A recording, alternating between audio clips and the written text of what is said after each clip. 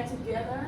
This is observation number 2, focus group meeting, and we are in part 3, which is our reflections.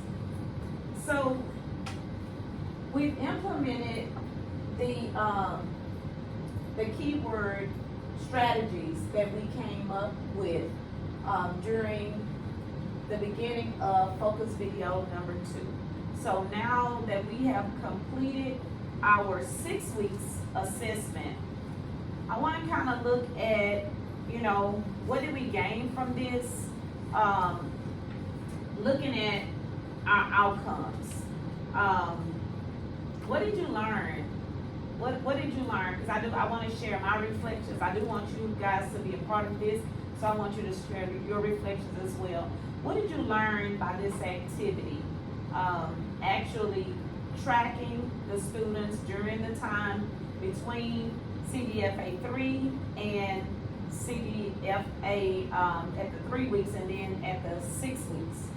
So now that we have completed the 6 weeks, what do we notice? Any gains? Do we notice any gains in each one of our contents?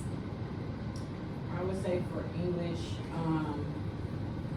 and it might seem small, but a big hitter for me has been like the gestures. Like even if I'm talking about a plaque, like doing this, or like drawing an announcement, right? Just allowing them to kind of further see that. And so I feel like our intent has become like their habits. Like anything that we're intentional about, like no opting out and 100% this, 100% that, and just like circling back. I might see you not doing it one time and I tell you do it and I monitor again, and then I'm trying to see what you got. Like just being intentional and like making sure that they are picking up those skills is starting to become their actual habits. Like I'm not having to hammer as much.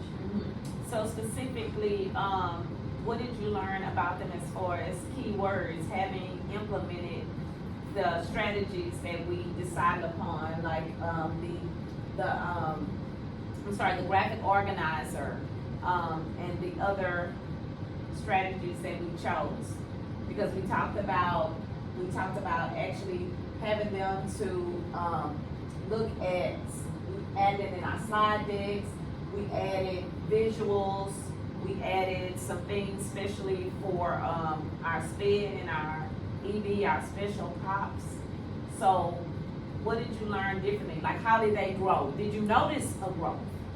I feel like inserting, especially those comments into the slide deck, it makes them more comfortable just because one, they are now seeing words that they're familiar with, but even the kids who don't speak the other languages, they like, what's that word? What's this? What's that? So just the fact that everybody is kind of looking at those comments as well is making my Spanish speakers more comfortable to kind of live in their lane. Okay, so are they able to identify those keywords more easily? Yeah, because it's hand in hand. Okay, did you notice any growth on their 6 weeks of, as compared to their 3 weeks assessment? I think the comprehension is better, which is leading them to get better, like, she was talking about like process of elimination in our last meeting.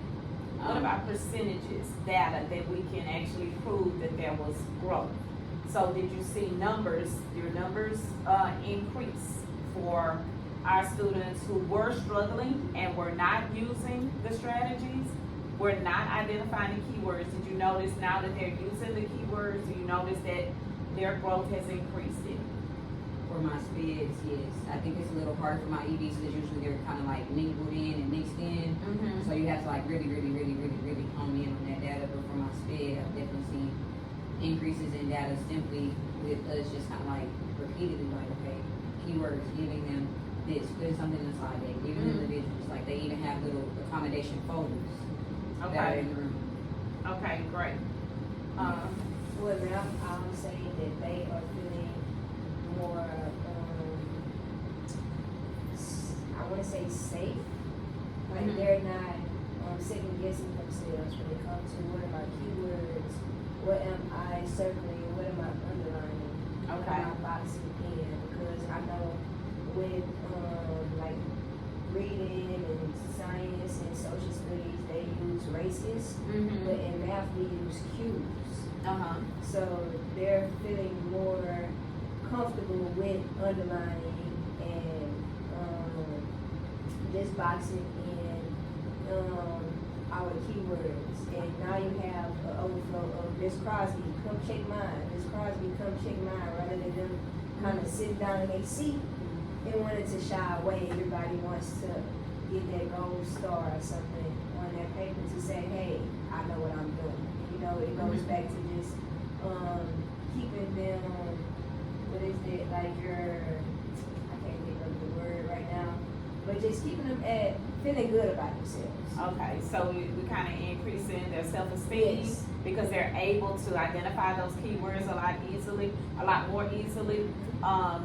For me, I do reflect on it, and what I learned was when I'm more intentional about, the strategies that I'm using for specific individual students, I see that their growth actually does go up.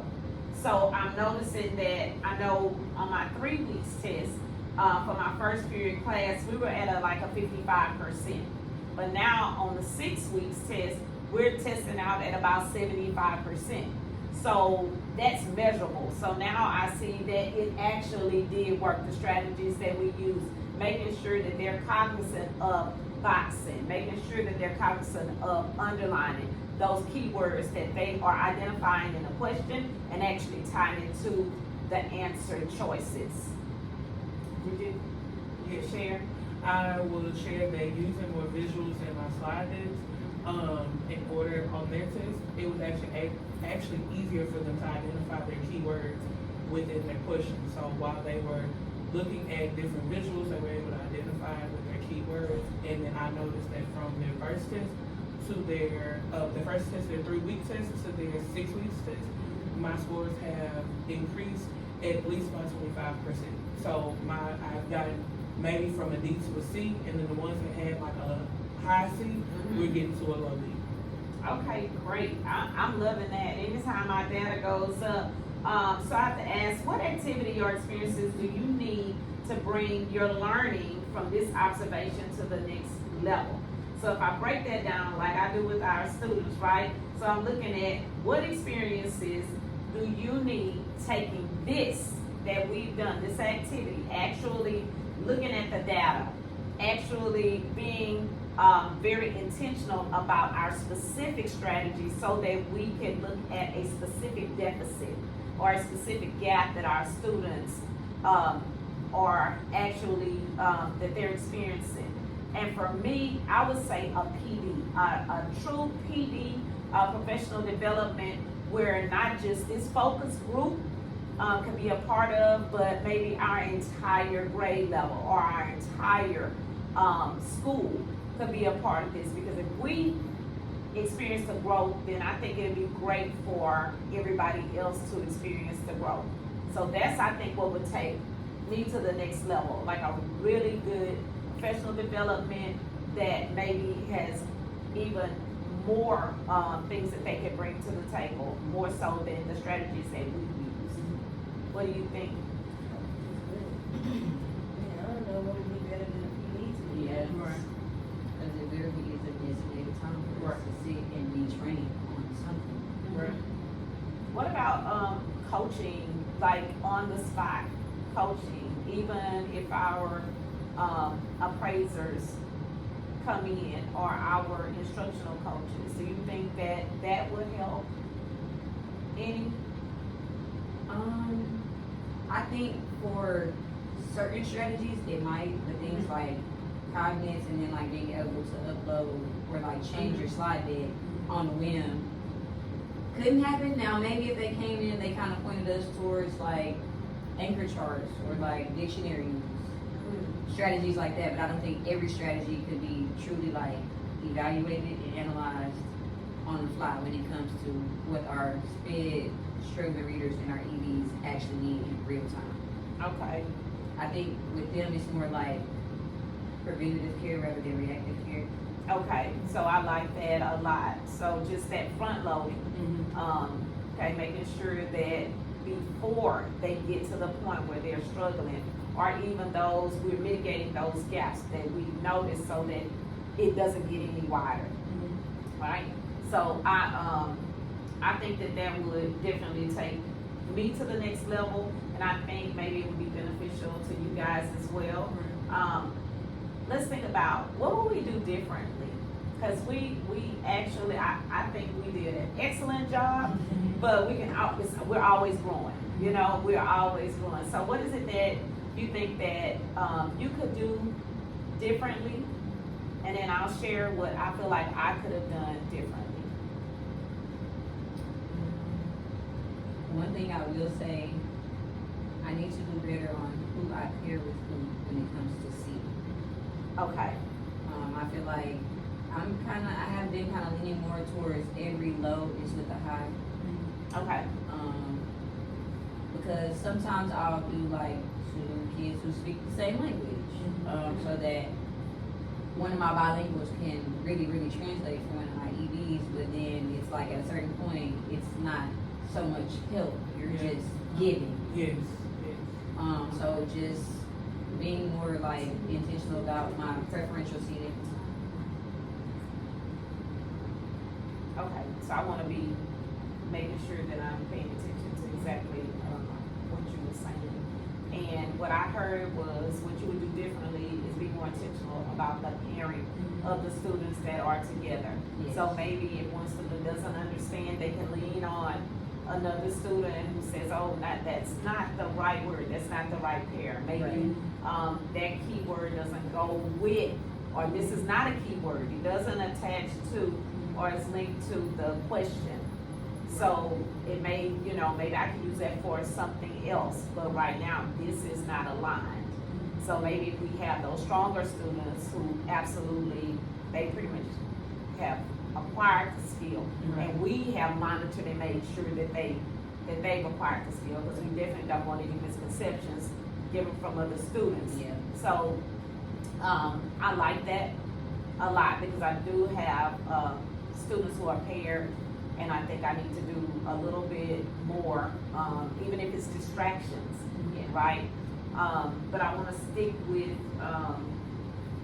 the skill that we actually kind of, supported through this work, and that is those key ideas, key words, that the students can actually identify and know that if I see these words, then it is paired to the question, it's paired to the answer choice, and then I know those other words, because we're just not looking at those that are aligned, but what about those that aren't aligned?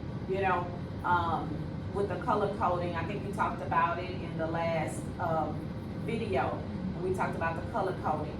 I think that's a huge benefit to them, because they know, hey, if I use red, then this is definitely not a keyword. This is not what is gonna be aligned to the correct, answer.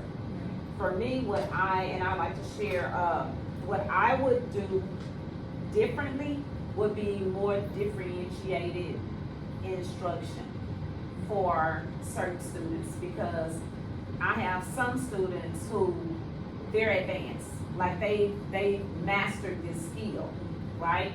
But I also have those who are maybe missing just a little bit. So I don't wanna take as much time with not even direct instruction, but that, kind of, what do I wanna say here, I'm sorry guys, but that targeted instruction. I wanna make sure that the targeted instruction is hitting the mark and making sure it's for that specific student. Because I have some students who, they're just clueless, they really don't know, and it could be a language deficit, right? So maybe I would get an activity that is specifically for them. So I know that repetition, seeing it multiple times, you know, that would work better. And then also, my other students, I need some more extended learning for them. So I think, you know, in hindsight, if I could do something different, it would be more differentiated, learning, more differentiation. Do you have anything you wanna share? Only thing that I would share is just adding, with adding my visuals, adding the visuals to identify with those keywords. So just making sure that those visuals come from like a real world experience. Oh, Because I love feel that. like when adding their real world into your lesson, it helps them connect their keywords. If they can see what they see every day compared to the lesson, it will connect to their keywords that will then enhance them in taking the test and keep the growth of the exams as we take them. Very good. I really like that. I might want to snap you up for that one. And I want to say that I support what you're saying because I know when you name it, you see it, you do it, then that's like 3 opportunities for practice.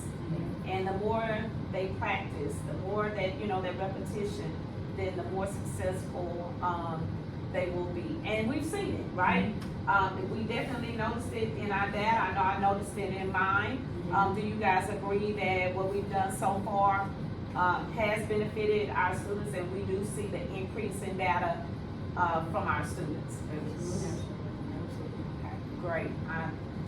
We're gonna conclude, at this time, so we are concluding, the reflection video from video number 2, which is our focus meeting. I thank you guys for coming in, I thank you for giving me your time, and we will move on to the next step, which is going to be our, 3rd video, okay?